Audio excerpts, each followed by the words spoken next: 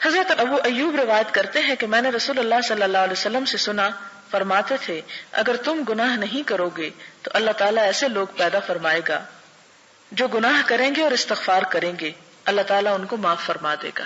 یعنی اللہ تعالیٰ کو بخشش کی دعا کرنا اور اپنے لیے استغفار کرنا اتنا پسند ہے کہ ان لوگوں سے زیادہ پیارے ہیں اس کو وہ لوگ کہ جو گناہ کر کے پھر اس سے بخشش مانگے بنسبت اس کے کہ کوئی یہ دعویٰ کرے کہ وہ گناہ کرتا ہی نہیں.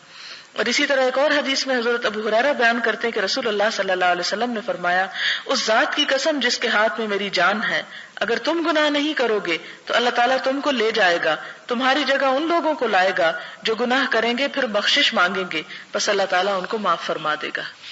حضرت ابو ہریرہ بیان کرتے ہیں، یعنی اس حدیث کا یہ مطلب نہیں کہ انسان سوچے اچھا پھر میں کون سا گناہ کروں اور میرے لیے تو اب کھلی چھٹی ہو گئی ہے کہ جو چاہوں کروں. یہ نہیں، انسان کو اللہ تعالیٰ کے حضور ڈرتے ہوئے ہی، یعنی جب آپ باب الرجا پڑھیں تو پیچھے سے باب الخوف بھی پڑھ لیں کہ اللہ تعالیٰ جہاں بہت رحمت کرنے والے ہیں وہاں بہت شدید بھی ہیں. اور خاص طور پر گناہ کرتے وقت انسان کو یہ ضرور سوچ لینا چاہیے کہ جو گناہ میں کرنے جا رہا ہوں کتنی بڑی ہستی کی شان میں گستاخی ہے. کیونکہ انسان کو یہ نہیں دیکھنا چاہیے کہ گناہ کتنا چھوٹا ہے یا کتنا بڑا ہے، یہ دیکھنا چاہیے کہ جس رب کی نافرمانی ہو رہی ہے وہ رب کتنا عظیم ہے. اور آپ دیکھیں کہ جب آپ کی بات نہیں مانی جاتی، جیسے آپ کے بچے ہی ہوں یا آپ کے دوست احباب ہوں یا آپ کے شوہر ہی کیوں نہ ہو یا کوئی بھی، تو آپ کی فیلنگ یا آپ کے احساسات کیا ہوتے ہیں؟ تو اللہ تعالیٰ تو اپنے بندوں سے 70 ماؤں سے بڑھ کے پیار کرنے والا ہے. تو جب بندہ جان بوجھ کے گناہ کرتا ہے تو اللہ تعالیٰ کو بھی اس سے تکلیف پہنچتی ہے. اور پھر اگلی حدیث ہے، حضرت ابو ہریرہ بیان کرتے ہیں کہ ہم ایک جماعت حضور صلی اللہ علیہ وسلم کے ساتھ بیٹھے ہوئے تھے، ہمارے ساتھ حضرت ابو بکر، حضرت عمر بھی تھے. رسول اللہ صلی اللہ علیہ وسلم ہمارے درمیان سے اٹھے اور آپ کو ہم پر واپس تشریف لانے میں دیر ہو گئی. ہمیں خطرہ لاحق ہو گیا کہ کہیں ہماری غیر حاضری میں آپ کو قتل نہ کر دیا جائے. اس خیال سے ہم گھبرا کر کھڑے ہو گئے اور میں سب سے پہلے گھبرا کر اٹھا. چنانچہ میں حضور صلی اللہ علیہ وسلم کی تلاش میں نکلا یہاں تک کہ میں انصار کے باغ کے پاس پہنچا. راوی بیان کرتے ہیں کہ حضرت ابو ہریرہ نے لمبی حدیث بیان فرماتے ہوئے کہا کہ رسول اللہ صلی اللہ علیہ وسلم نے فرمایا، اے ابو ہریرہ جاؤ اور اس باغ کے پیچھے جس شخص کو ملو اس کو جنت کی بشارت دے دو، بشرطے کہ وہ اس بات کی گواہی دیتا ہو کہ اللہ کے سوا کوئی معبود نہیں، اس بات پر اس کا دل بھی یقین رکھتا ہو. یعنی پورے خلوص کے ساتھ وہ یہ بات کہنے والا ہو، نہ کہ صرف ظاہری طور پر. حضرت عبداللہ بن عمرو بن عاص بیان کرتے ہیں کہ نبی صلی اللہ علیہ وسلم نے حضرت ابراہیم علیہ السلام کے بارے میں اللہ عز و جل کا فرمان پڑھا کہ ابراہیم علیہ السلام نے کہا، اے میرے پروردگار، انہوں نے بہت لوگوں کو گمراہ کیا، بس جو شخص میری تابعداری کرے گا وہ مجھ سے ہے. پھر حضرت عیسیٰ علیہ السلام کا قول تلاوت کیا کہ آپ ان کو عذاب دیں تو یہ آپ کے بندے ہیں، اور اگر آپ ان کو معاف کر دیں گے تو آپ غالب حکمت والے ہیں. بس آپ نے اپنے ہاتھوں کو اٹھایا اور دعا کی، اے اللہ پاک میری امت کو معاف کر دیجئے، اور آپ رونے لگ گئے. اللہ عز و جل نے فرمایا، اے جبریل علیہ السلام محمد صلی اللہ علیہ وسلم کے پاس جاؤ اور ان سے پوچھو کہ آپ کس لیے رو رہے ہیں، حالانکہ اللہ تعالیٰ خود خوب جانتا ہے. بس آپ کے پاس جبریل علیہ السلام آئے، رسول اللہ صلی اللہ علیہ وسلم نے اس کو بتا دیا جو آپ نے دعا کی تھی، اور اللہ خوب جانتا ہے کہ آپ نے کیا دعا کی تھی. تو اللہ تعالیٰ نے فرمایا، اے جبریل تم محمد صلی اللہ علیہ وسلم کے پاس جاؤ اور ان سے کہو کہ ہم آپ کو آپ کی امت کے بارے میں خوش کر دیں گے اور آپ کو غم میں مبتلا نہیں کریں گے. اس سے آپ اندازہ لگائیں کہ حضور صلی اللہ علیہ وسلم کے ہم پر کتنے احسانات ہیں، اور کتنا وہ اپنی امت کے بارے میں فکر مند ہوتے تھے، اور کتنا اپنی امت کے مستقبل کے بارے میں خوف رکھتے تھے کہ اللہ تعالیٰ کا غضب جو اتنا شدید ہے، اگر امت اس میں گرفتار ہو گئی تو چھوٹ کس طرح ہوگی. اور آپ ہمارے لیے دعائیں کرتے تھے، لیکن میں اور آپ سوچیں کہ ہم آپ صلی اللہ علیہ وسلم کے لیے کتنا درود پڑھتے ہیں، ہم آپ کے لیے کتنا درود بھیجتے ہیں اور آپ پر کتنا سلام پڑھتے ہیں. یہ کوتاہی ہونی نہیں چاہیے، کیونکہ آپ کے لیے جب درود شریف پڑھا جاتا ہے تو ایک دفعہ پڑھنے سے 10 رحمتیں لازم آتی ہیں. پھر اسی طرح حضرت معاذ بن جبل روایت کرتے ہیں کہ میں ایک گدھے پر نبی صلی اللہ علیہ وسلم کے پیچھے بیٹھا ہوا تھا. آپ نے فرمایا، اے معاذ کیا تجھے معلوم ہے کہ اللہ کا اس کے بندوں پہ کیا حق ہے اور بندوں کا حق اللہ پر کیا ہے؟ میں نے عرض کی کہ اللہ اور اس کے رسول خوب جانتے ہیں. آپ نے فرمایا، اللہ کا بندوں پہ یہ حق ہے کہ وہ اس کی عبادت کریں اور اس کے ساتھ کسی چیز کو شریک نہ ٹھہرائیں، اور بندوں کا حق اللہ پر یہ ہے کہ اللہ پاک اس انسان کو عذاب میں مبتلا نہیں کرے گا جو اس کے ساتھ کسی کو شریک نہ ٹھہرائے گا۔ میں نے عرض کیا یا رسول اللہ صلی اللہ علیہ وسلم، کیا میں لوگوں کو اس کی خوشخبری نہ دے دوں؟ آپ نے فرمایا خوشخبری نہ دو، اس لیے کہ لوگ اس پر بھروسہ کر بیٹھیں گے اور عمل چھوڑ دیں گے، یعنی پھر کام نہیں کریں گے اور کہیں گے کہ بس چونکہ ہم کلمہ پڑھ رہے ہیں یہی ہمارے لیے کافی ہے۔ اور آج شاید ہمارے دور کی امت نے بھی یہی سوچ رکھا ہے، چونکہ ہم کلمہ پڑھتے ہیں اس لیے۔ لیکن سوچنا یہ چاہیے کہ ہم نے کلمہ کتنے شعور اور کتنے خلوص کے ساتھ پڑھا ہے۔ ہم تو اس لیے پڑھتے ہیں کہ مسلمانوں کے گھر میں پیدا ہو گئے، ہم نے اپنی ایفرٹ اور اپنے شوق اور اپنی محبت کے ساتھ کتنا اللہ تعالیٰ کا حق ادا کیا ہے، اس چیز کی طرف بھی توجہ لازم ہے۔ اور پھر آپ دیکھیں کہ جیسے سورۃ الکہف کی آخری آیت ہے، اس کا شان نزول میں یہ بتایا جاتا ہے، ایک روایت میں آتا ہے کہ ایک شخص حضور صلی اللہ علیہ وسلم کے پاس حاضر ہوا اور کہنے لگا کہ اللہ کے رسول صلی اللہ علیہ وسلم، میں جب کوئی کام کرتا ہوں تو میں چاہتا ہوں کہ دنیا میں بھی میری اس سے شہرت ہو اور آخرت میں بھی اس کا اجر ملے، تو کیا مجھے اجر ملے گا؟ کیا مجھے اس پر ثواب ہوگا؟ تو اس پر حضور صلی اللہ علیہ وسلم خاموش ہو گئے۔ پھر یہ آیت نازل ہوئی جو آپ نے پڑھ کر سنائی، من کان یرجو لقاء ربہ فلیعمل عملا صالحا ولا یشرک بعبادۃ ربہ احدا۔ جو شخص اپنے رب سے ملاقات کی امید رکھتا ہو اسے چاہیے کہ نیک عمل کرتا رہے، فلیعمل یعنی عمل کرتا رہے یا کرے، عملا صالحا نیک عمل، اور کیا نہ کرے، ولا یشرک بعبادۃ ربہ احدا، اور اپنے رب کی عبادت میں کسی کو شریک نہ ٹھہرائے۔ اور رب کی عبادت میں یعنی جو بھی عبادت یعنی جو بھی اطاعت اور جو بھی نیکی کا کام انسان اللہ کی خوشی کے لیے کرے، پھر اس میں کسی اور کی خوشی کی پرواہ نہ کرے یا اس کو شامل نہ کرے۔ اگلی حدیث حضرت براء بن عازب سے روایت ہے، نبی صلی اللہ علیہ وسلم نے فرمایا، مسلمان سے جب قبر میں سوال کیا جاتا ہے تو وہ گواہی دیتا ہے کہ اللہ کے سوا کوئی معبود نہیں اور محمد صلی اللہ علیہ وسلم اللہ پاک کے رسول ہیں۔ اللہ کا ارشاد خدا مومنوں کے دلوں کو ٹھیک اور پکی بات سے دنیا کی زندگی میں بھی مضبوط رکھتا ہے اور آخرت میں بھی رکھے گا۔ یہ ارشاد اللہ تعالیٰ کا ارشاد اس کے مطابق ہے۔ مراد یہ ہے کہ جو شخص دنیا میں ایمان پر قائم رہا، قبر کے اندر جب اس سے سوال کیے جائیں گے تو اس کی وجہ سے وہاں بھی وہ ثابت قدم رہے گا۔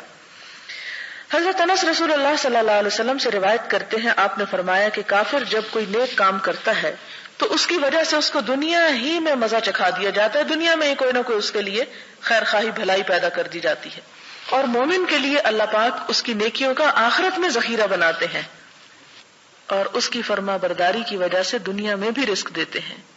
ایک روایت میں ہے، بے شک اللہ کسی مومن کی نیکی کو رائے گاہ نہیں کرتا، دنیا میں بھی اس کو بدلہ ملتا ہے اور آخرت میں بھی اس کو بدلہ ملے گا، لیکن کافر ان نیکیوں کی وجہ سے جو اس نے اللہ کے لیے کی تھی دنیا میں رزق دیا جاتا ہے، اور جب وہ آخرت کی طرف جائے گا تو اس کے پاس کوئی نیکی ایسی نہیں ہوگی کہ جس کا اسے بدلہ دیا جائے، یعنی کافر کی ہر نیکی کا بدلہ دنیا ہی میں دے دیا جاتا ہے۔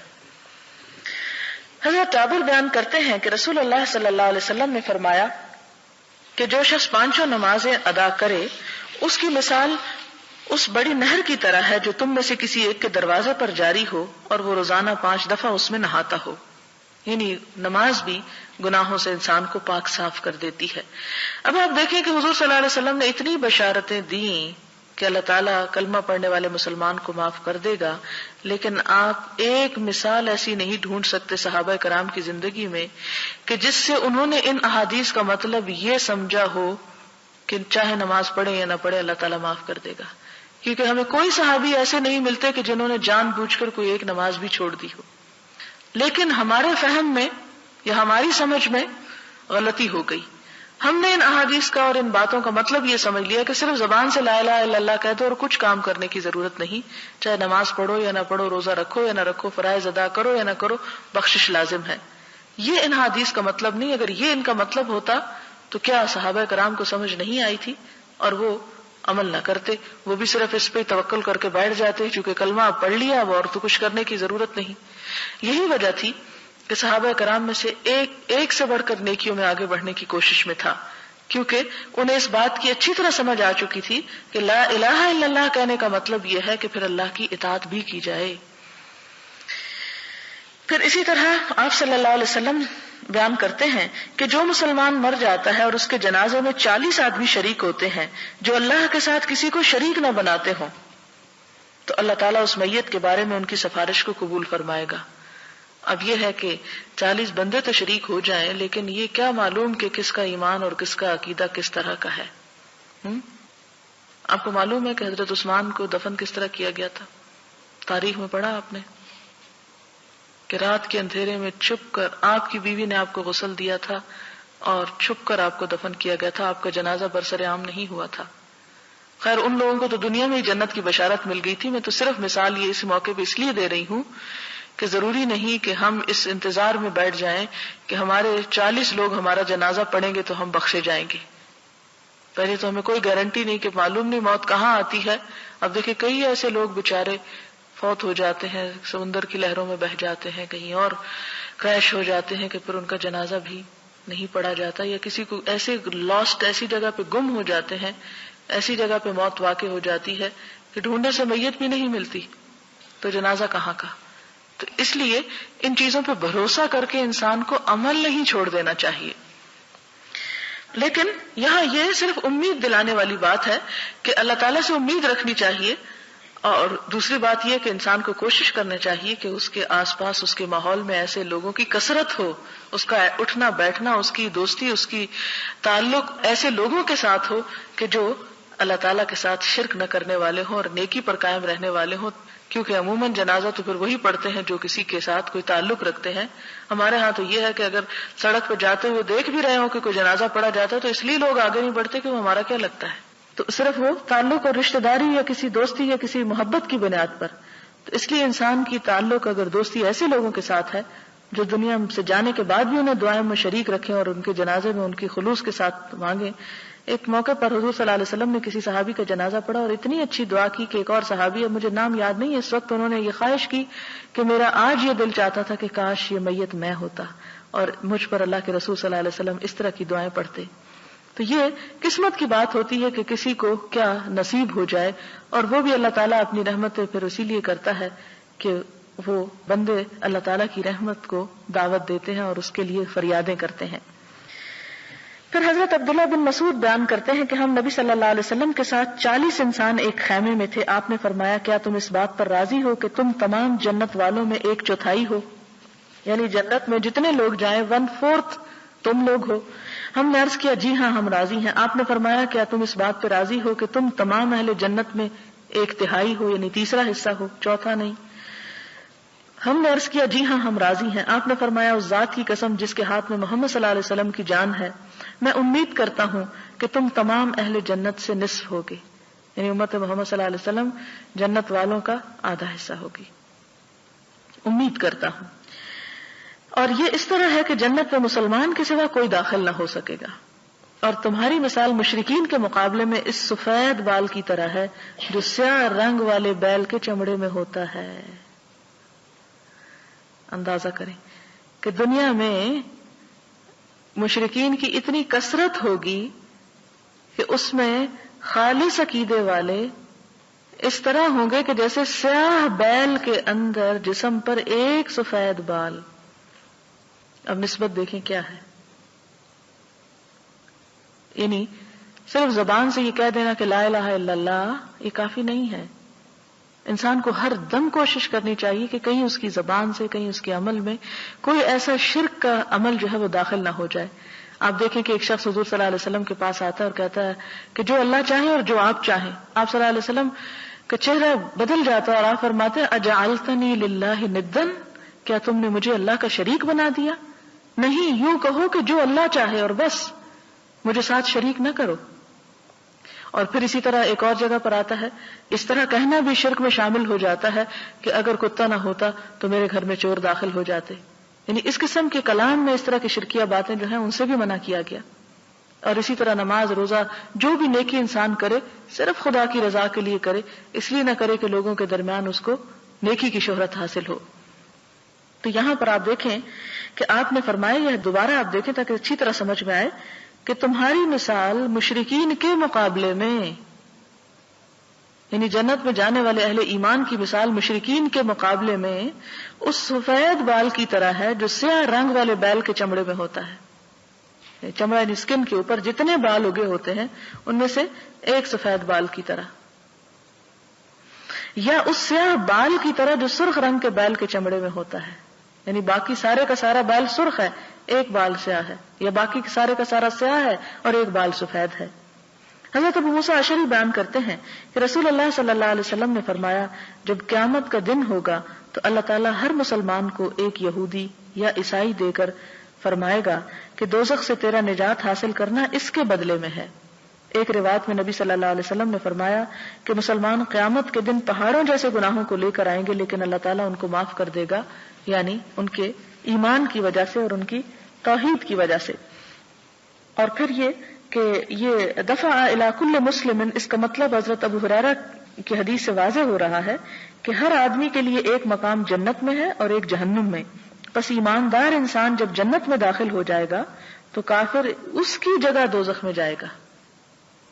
وہ حدیث آپ کو یاد ہوگی کہ حضور صلی اللہ علیہ وسلم نے فرمایا کہ جب بندہ قبر میں ہوتا ہے تو اس کا ٹھکانہ جو ہے وہ جنت یا دوزخ جو بھی ہوتا ہے اسے دکھایا جاتا ہے، اور اس کے ساتھ اس کو اگر جنتی ہے تو دکھایا جاتا ہے، اگر تم جہنمی ہوتے تو وہ تمہارا ٹھکانہ ہوتا، اور اسی طرح جو جہنم کا شخص ہوتا ہے اس کو دکھایا جاتا ہے اگر تم جنتی ہوتے تو تمہارا جنت میں وہ جگہ تھی۔ اب قیامت کے دن ان جگہوں کا تبادلہ ہو جائے گا، مسلمان کے مومن کے جہنم والی جگہ پر کافر چلا جائے گا، اور کافر کے لیے جو جنت کا ٹکڑا رکھا ہوا تھا اور وہ اس کا اہل نہیں بنا اس کی جگہ مسلمان چلا جائے گا، وہ تبادلہ ہو جائے گا اس طرح۔ اب آپ دیکھیں کہ جنت اور جہنم جیسا کہ آپ صلی اللہ علیہ وسلم نے فرمایا کہ چٹیل میدان ہے، اس کے سوا کچھ نہیں، تمہاری نیکیاں یا برائیاں اس میں وہ جو کچھ اگا دیتی ہیں جو تم چاہتے ہو، یعنی جیسے تم عمل کرو گے ویسے ہی وہ۔ اب دیکھیں کہ جیسے مثال کے طور پر اگر کسی شخص کے پاس کسی ایسی جگہ پر زمین کا ٹکڑا ہو جو بہت ہی زرخیز ہو لیکن وہ اس میں کچھ نہیں اگاتا، تو آپ دیکھیں گے کہ اگا ہوا تو اس میں پھر بھی بہت کچھ ہوتا ہے قدرتی بارشوں کی وجہ سے، لیکن جھاڑ جھنکاڑ کانٹے خضرو پودے بیکار قسم کے اگاتے ہیں۔ اور اسی کے مقابلے میں ایک دوسرا شخص اسی لینڈ کے اوپر جب محنت کرتا ہے کوشش کرتا ہے تو بہترین پھلدار درخت حاصل کرتا ہے جس سے اسے بہت فائدہ حاصل ہوتا ہے۔ تو بالکل اسی طرح اگر انسان کے لیے وہ جگہ ریزرو ہو بھی چکی ہے لیکن جب تک خود تعمیر نہیں کریں گے، خود اس پر پودے نہیں لگائیں گے، خود محنت نہیں کریں گے تو خود سے خود اس سے جو اگے گا وہ تو پھر کڑوے کانٹے ہی ہوں گے۔ اسی طرح اگلی حدیث ہے حضرت ابن عمر سے، حضور صلی اللہ علیہ وسلم نے فرمایا کہ مومن قیامت کے دن اپنے پروردگار سے قریب ہوگا یہاں تک کہ اللہ تعالیٰ اپنی رحمت کے پہلو کو اس پر رکھیں گے اور اس سے اس کے گناہوں کا اقرار کرائیں گے۔ بس اللہ تعالیٰ فرمائے گا کیا تم اپنے فلاں گناہ کو پہچانتے ہو؟ وہ کہے گا اے پروردگار میں پہچانتا ہوں۔ اللہ فرمائے گا تیرے ان گناہوں پر دنیا میں پردہ ڈالا میں نے اور آج بھی میں تیرے ان گناہوں کو معاف کرتا ہوں۔ بس اس کو اس کی نیکیوں کا اعمال نامہ دے دیا جائے گا۔ کتنا رحیم ہے رب کہ دنیا میں بھی انسان کیا کچھ خطائیں نہیں کرتا لیکن اللہ تعالیٰ انہیں لوگوں کی نگاہوں سے چھپائے رکھتا ہے۔ فرمایا کہ دیکھو دنیا میں بھی چھپایا تھا، آج بھی چھپاتا ہوں اور تجھے معاف کر دیتا ہوں۔ حضرت عبداللہ بن مسعود بیان کرتے ہیں کہ ایک آدمی نے ایک عورت کا بوسہ لے لیا، پھر وہ نبی صلی اللہ علیہ وسلم کے پاس گیا اور آپ کو بتایا اللہ تعالیٰ نے یہ آیتیں نازل فرما دی اور دن کے دونوں سروں یعنی صبح اور شام کے اوقات میں اور رات کی چند پہلی ساعات میں نماز پڑھا کرو، کچھ شک نہیں کہ نیکیاں گناہوں کو دور کر دیتی ہیں۔ یہ سن کر اس آدمی نے کہا یا رسول اللہ کیا صرف میرے لیے حکم ہے؟ آپ نے فرمایا میری تمام امت کے لیے، کہ اگر اتنا بڑا گناہ بھی ہو جائے کسی سے تو اللہ تعالیٰ اس کو معاف کر دیتے ہیں بشرطے کہ وہ اس گناہ پر اصرار نہ کرے اور اس لیے وہ گناہ نہ کرتا چلا جائے کہ معافی تو ہو ہی جائے گی، کوئی فرق نہیں۔ جان بوجھ کے گناہ کرنا اور ہے، مومن سے خطا ہو جاتی ہے، وہ کرتا نہیں، وہ ڈھیٹ بن کر اللہ تعالیٰ کو ناراض نہیں کرتا۔ حضرت انس بیان کرتے ہیں کہ ایک آدمی نبی صلی اللہ علیہ وسلم کی خدمت میں حاضر ہو کر کہنے لگا یا رسول اللہ میں حد کے کام کو پہنچا ہوں، یعنی مجھ سے جرم ہوا ہے کہ مجھ پہ حد جاری ہو، اس پر لہٰذا مجھ پہ حد قائم کریں۔ اسی اسنا میں نماز کا وقت ہو چکا تھا، اس آدمی نے رسول اللہ صلی اللہ علیہ وسلم کے ساتھ نماز ادا کی۔ جب نماز ختم ہو چکی تو اسی آدمی نے عرض کیا یا رسول اللہ میں حد کے کام کو پہنچا ہوں، مجھ پر اللہ کی کتاب کا حکم نافذ فرمائیں۔ آپ نے فرمایا کیا تو ہمارے ساتھ نماز میں موجود تھا؟ اس نے کہا جی ہاں۔ فرمایا تجھے معاف کر دیا گیا۔ اور اس میں حد سے مراد یہ ہے کہ ایسا گناہ جو قابل تعزیر ہے، ورنہ یہاں حد سے مراد حقیقی حد نہیں ہے جیسے کہ زنا کی حد یا شراب پینے کی حد، اس لیے کہ یہ حدود نماز پڑھنے سے ساقط نہیں ہوتی اور نہ ہی کسی حاکم کے لیے جائز ہے کہ ایسے مجرم کو معاف کر دے۔ اور اس کے بارے میں آپ دیکھیں کہ حضور صلی اللہ علیہ وسلم کے طرز عمل سے یہ بات ثابت ہے کہ آپ نے حدود نافذ کی۔ یہاں مراد یہ کہ ایسا کوئی گناہ کہ جس پر سزا مل سکتی تھی، اور آپ کو معلوم ہوگا کہ حد اور تعزیر میں فرق کیا ہے۔ مثلا آپ دیکھیں کہ شراب پینے پر تو 80 کوڑوں کی حد مقرر ہے، لیکن اگر کوئی شخص کسی اور چیز کا جیسے ہیروئن وغیرہ کا نشہ کر لیتا ہے اور اس میں وہ نشے میں مست ہو جاتا ہے تو اس صورت میں اس پر حد شراب والی نافذ نہیں ہوگی بلکہ تعزیر ہوگی. تعزیر سے مراد یہ ہے کہ حاکم وقت فیصلہ کرے گا کہ اس کا یہ جرم کس وجہ سے ہے، کس درجے کا ہے اور اس پر اس کو کتنی سزا ملنی چاہیے. تو یہاں پر یہ کہ اس سے کوئی ایسا گناہ سرزد ہوا تھا کہ جس پر اسے سزا دی بھی جا سکتی تھی اور معاف بھی کی جا سکتی تھی، لیکن حدود جو ہیں ان کا نافذ کرنا جو ہے، جیسے سورۃ نور میں آپ پڑھ سکتے ہیں کہ اللہ تعالیٰ فرماتے کہ سورۃ انزلناہا وفرضناہا، یہ ایک ایسی سورت ہے جسے ہم نے نازل کیا اور ہم نے اسے فرض کیا. اور اس کی تفسیر میں اگر آپ پڑھیں تو آپ نے دیکھیں کہ حضور صلی اللہ علیہ وسلم نے فرمایا کہ ایک ایسا حاکم جو کسی حد میں اگر 1 کوڑے کا اضافہ کرتا ہے تو وہ بھی جہنم میں ہے، اور اگر 1 کوڑے کی کمی کر دیتا ہے تو وہ جہنم میں. قیامت کے دن جب اللہ تعالیٰ اس سے پوچھیں گے کہ تم نے ایسا کیوں کیا، تو جس نے زیادہ کی ہوگی وہ کہے گا کہ اس لیے تاکہ لوگ عبرت پکڑے. تو آپ نے فرمایا، اللہ تعالیٰ فرمائے گا کہ نہیں، تجھے یہ اختیار نہیں کہ تو اس میں 1 کی بھی اضافہ کر. اور اگر کسی نے 99 مارے اور 100 چھوڑ دیا، اگر 100 کوڑے پڑنے تھے تو وہ اللہ تعالیٰ کو عرض کرے گا کہ میں نے رحم کہا کہ 1 معاف کر دیا. تو اللہ تعالیٰ فرمائیں گے کہ تجھے اختیار نہیں تھا کہ تو معاف کر دیتا. لہٰذا اللہ تعالیٰ کی حدود کو جہاں تک نافذ کرنے کا تعلق ہے وہ تو نافذ ہوں گی ہی، لیکن یہاں حد کا لفظ اپنے ٹیکنیکل ٹرم میں نہیں آیا بلکہ عام معنی میں آیا کہ اللہ کے رسول صلی اللہ علیہ وسلم مجھ سے کوئی گناہ ہو گیا، آپ مجھے سزا دیں تاکہ میرا گناہ دھل جائے. تو اس سے آپ اندازہ لگائیں کہ صحابہ کرام جان بوجھ کے گناہ نہیں کرتے تھے، اگر ہو بھی جاتا تو پھر فوراً آ جاتے اللہ کے رسول صلی اللہ علیہ وسلم کے پاس کہ دنیا میں ابھی سزا مل جائے. اس سے یہ پتہ چلتا ہے کہ اس کا یہ مطلب نہیں کہ انسان اس امید پر ٹھنڈے دل سے گناہ کرے کہ کیونکہ معاف ہونا ہے اس لیے میں گناہ کر لوں پھر معافی مانگ لیں گے. جیسے کہ وہ حضرت یوسف علیہ السلام کے بھائیوں نے کہا تھا کہ تم کیا کرو، یوسف کو قتل کر دو، وَتَكُونُوا مِن بَعْدِهِ قَوْمًا صَالِحِينَ، اور اس کے بعد تم نیک بن جانا. تو یہ کس کو دھوکہ دیتا ہے انسان؟ اللہ تعالیٰ کو نہیں. انسان اگر کبھی انسان ہونے کے ناطے جب خطا کر لیتا ہے تو ان گناہوں کی بخشش کا یہاں پر ذکر کیا جا رہا ہے. پھر حضرت انس بن مالک بیان کرتے ہیں کہ رسول اللہ صلی اللہ علیہ وسلم نے فرمایا، بے شک اللہ تعالیٰ اس بندے سے راضی ہوتا ہے جو کھانا تناول کرتا ہے تو الحمدللہ کہتا ہے، یا پانی پیتا ہے تو الحمدللہ کہتا ہے، یعنی نعمت کا پھر وہ ایک طرح سے شکر ادا ہو جاتا ہے. حضرت ابو موسیٰ روایت کرتے ہیں کہ نبی صلی اللہ علیہ وسلم نے فرمایا، بے شک اللہ رات کے وقت اپنے ہاتھ کو پھیلاتا ہے تاکہ دن بھر گناہ کرنے والے توبہ کریں، اور دن کو اپنا ہاتھ پھیلاتا ہے تاکہ رات بھر گناہ کرنے والے توبہ کر لیں. یہ سلسلہ قائم رہے گا جب تک کہ سورج مغرب کی طرف سے طلوع نہ ہو جائے. حضرت ابو نجیح عمر بن ابسہ السلمی روایت کرتے ہیں کہ دور جاہلیت میں میں سمجھتا تھا کہ لوگ گمراہی پر ہیں، چونکہ وہ بتوں کی پوجا کرتے تھے، اس لیے میرے نزدیک وہ صحیح دین پر نہ تھے. چنانچہ میں نے سنا کہ مکہ میں ایک آدمی ہے جو لوگوں کو نئی نئی خبریں دیتا ہے، یعنی حضور صلی اللہ علیہ وسلم کی طرف اشارہ ہے. میں اپنی سواری پر سوار ہو کر اس کے پاس گیا تو میں کیا دیکھتا ہوں کہ وہ رسول اللہ صلی اللہ علیہ وسلم ہیں، چھپ چھپ کر رہتے ہیں، اور اس کی قوم ان کی مخالفت میں بڑی دلیر ہے. میں ایک جگہ بلطائف الحیل میں ان کی خدمت میں حاضر ہوا. میں نے عرض کیا، یعنی آپ چونکہ چھپ چھپ کے عبادت کرتے تھے اس لیے خاص جگہ کا نام ہے کہ وہاں میں حاضر ہوا. میں نے عرض کیا کہ آپ کون ہیں؟ آپ نے فرمایا میں نبی ہوں. میں نے عرض کیا نبی کس کو کہتے ہیں؟ آپ نے فرمایا مجھے اللہ نے رسول بنا کر بھیجا ہے. میں نے عرض کیا کیا چیز دے کر بھیجا ہے؟ آپ نے فرمایا مجھے صلہ رحمی کرنے اور بتوں کو توڑنے کے لیے بھیجا ہے، نیز اس لیے کہ اللہ کو ایک سمجھا جائے، اس کے ساتھ کسی کو شریک نہ ٹھہرایا جائے. میں نے عرض کیا اس دین پر آپ کے ساتھی کون ہیں؟ فرمایا ایک آزاد ایک غلام. ان دنوں میں ابھی تک حضرت ابو بکر اور حضرت بلال اسلام کے دائرے میں داخل ہوئے تھے. میں نے عرض کیا میں آپ کا تابع دار ہوں. آپ نے فرمایا ان حالات میں آپ کے لیے میری تابع داری کرنا مشکل ہے. لوگوں کا جو میرے ساتھ طرز عمل ہے وہ آپ کے سامنے ہے. ابھی آپ اپنے گھر واپس چلے جائیں، جب آپ سنیں کہ مجھے غلبہ حاصل ہو چکا ہے تو میرے پاس آ جانا. وہ بیان کرتا ہے کہ میں اپنے گھر چلا گیا.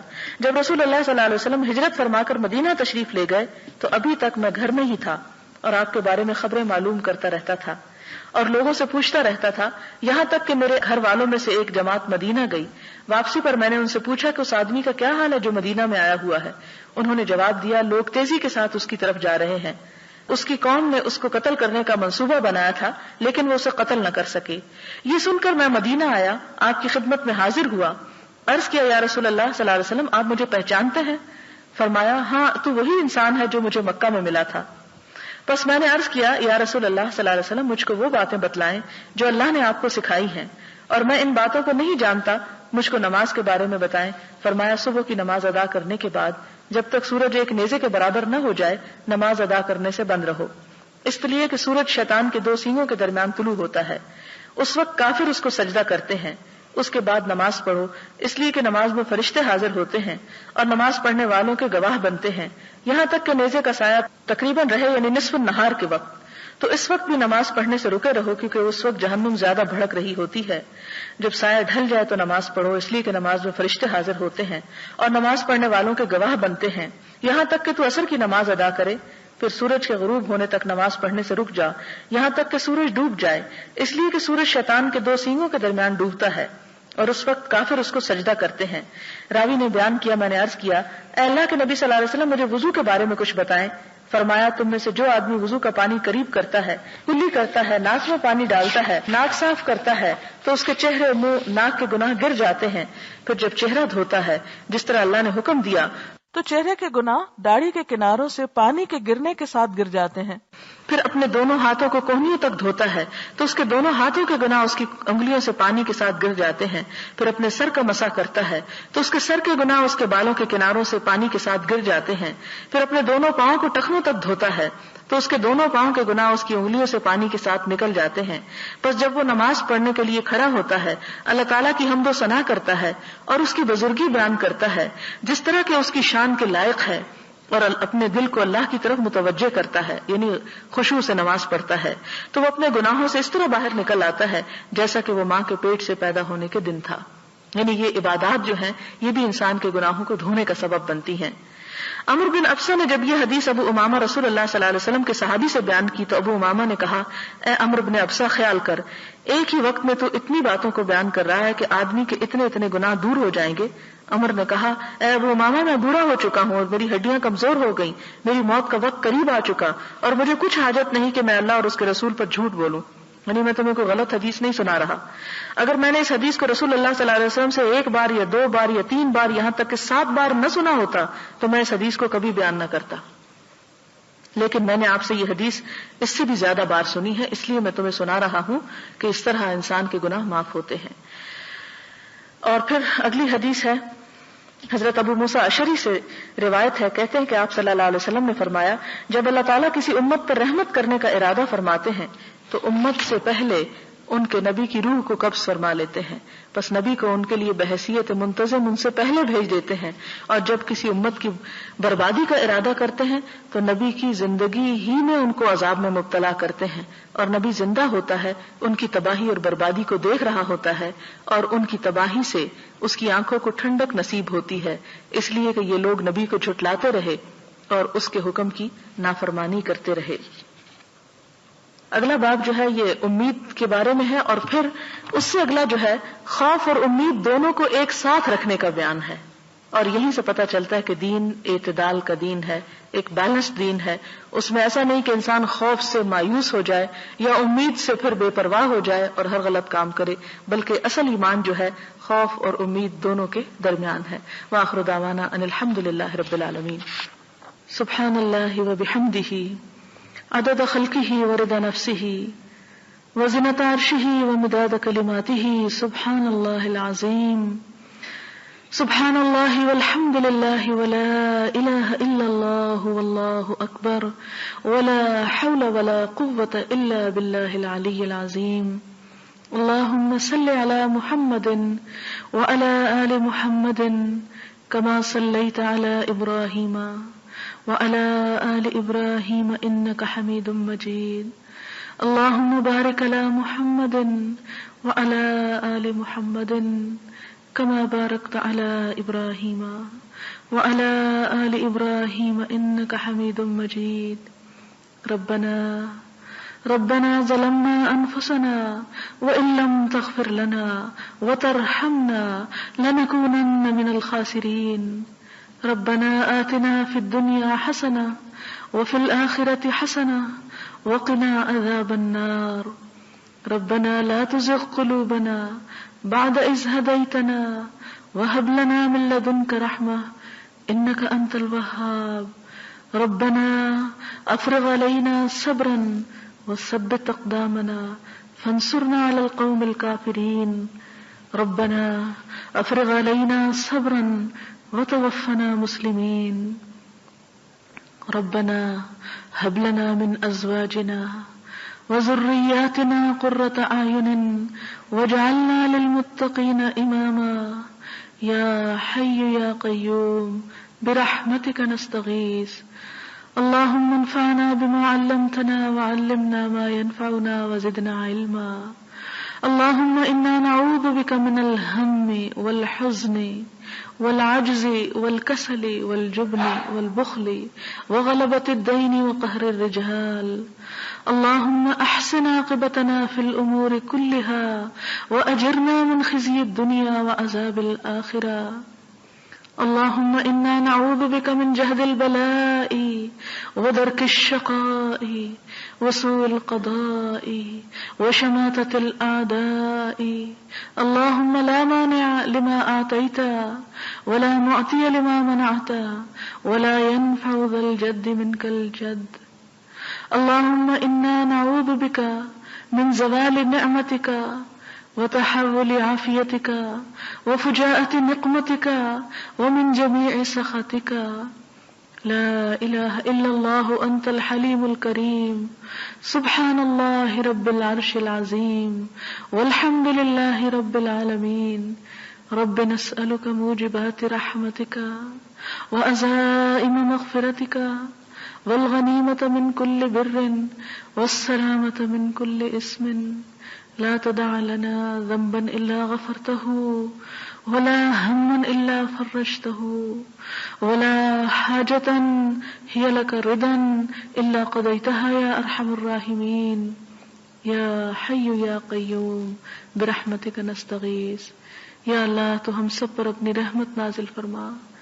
یا اللہ تو ہماری تمام مشکلات کو آسان کر دے. یا رب العالمین تو ہماری دنیا اور آخرت میں اپنی رحمت سے ڈھانپ لے.